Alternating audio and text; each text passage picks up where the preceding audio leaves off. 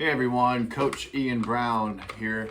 Grew a little beard since you saw me last. Went on a nice vacation, all thanks to real estate investing. So let's get to a relevant topic. Coronavirus has been horrible for investors. Values are tapped out.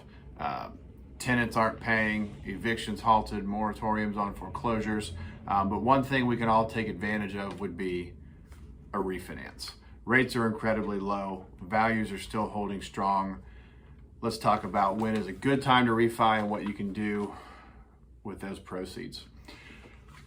Good time to refi, you're going to save at least a point or more. That is 1% or more in savings on your interest rate.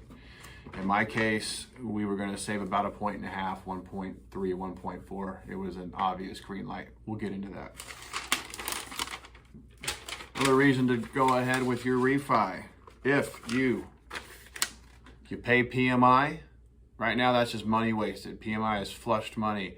And if you've renovated, paid down debt, or potentially enjoyed appreciation, that would result in an LTV under 80. Once you get under 80% loan to value, you're going to be ready to be out of PMI. Another reason, if you have revolving credit card debt or any revolving accounts, high interest accounts, $5,000 to $10,000 plus, it may be worth doing it at a lower number, but it's very hard to get out of revolving accounts, especially when they hit 10,000 plus. This low credit refi could be the way to go.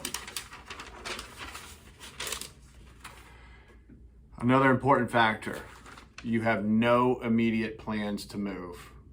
It's going to take about a year or two to pay back the cost of closing the refi. Refi is going to cost you about 2 to 3% of the loan balance. You have transfer taxes, you have title insurance, you have appraisal, you have origination and underwriting fee. Those do tend to add up to about 2 to 3% of the amount borrowed. So you have to factor your savings and make sure you're not moving before you can actually recover those savings. Now here's some times when you don't want to refi.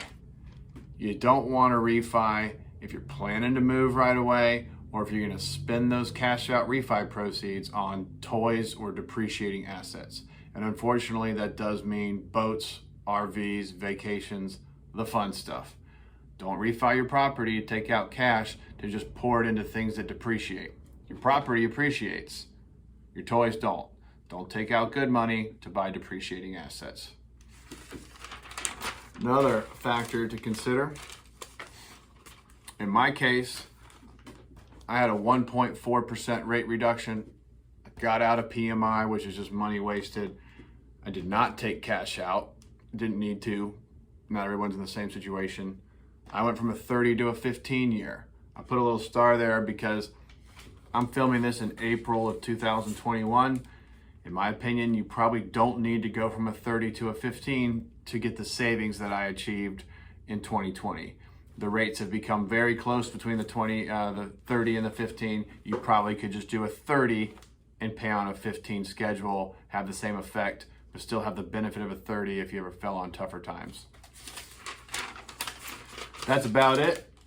I hope this was helpful. This is a great year to refinance. I know my partner and I on our 83 unit Georgia apartment complex are looking to refinance with a small balance loan, non-recourse in the mid threes. Primary residence loans right now, as of April, they're still below 3% in a lot of areas. If you're under that 80% loan to value, I highly recommend you do it. All right, Brown out.